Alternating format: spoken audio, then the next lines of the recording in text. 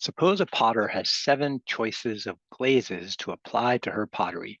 She knows that if she applies glaze A over glaze B, it may not look the same as applying glaze B over glaze A. So that tells us the order of these matters. She wants to test the effect of combining these glazes by dipping a small vessel into 3 of these glazes. She will dip deeply into the first glaze, see how it looks alone, then less deeply into the second glaze, see how it looks applied over the first, and then barely dip into the third to see how it looks when it's applied over the previous 2 glazes. Okay, so we have 7 total glazes, colors to choose from. So at first, if we just think about, the basic idea of counting, we have 7 choices to start with. Now, she's not going to dip back in glaze A, so if for the second time, she's got 6 glazes to choose from. And the third time, she has 5 to choose from because 2 glazes have already been picked. So it should be the total number of possibilities, given that order matters here, should be 7 times 6 times 5. So again, fundamental counting principle, multiply the choices for each stage of the experiment. So what do we get? Let's see, 2 times 5 is 10, 2 times 7 is 21. We'll double check on a calculator, but I think that's 210. Now, when order matters like this, so we're just thinking about choosing 3 of the glazes and then, how many different ways can we line them up? That's also a permutation.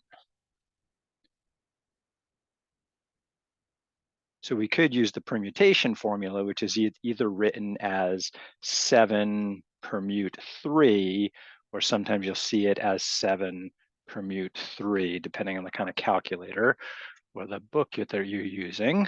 Let's give that a shot on my calculator here. So first, just based on the counting formula, fundamental counting principle says you should just be able to multiply the number of choices, 7 times 6 times 5. So there's my 210.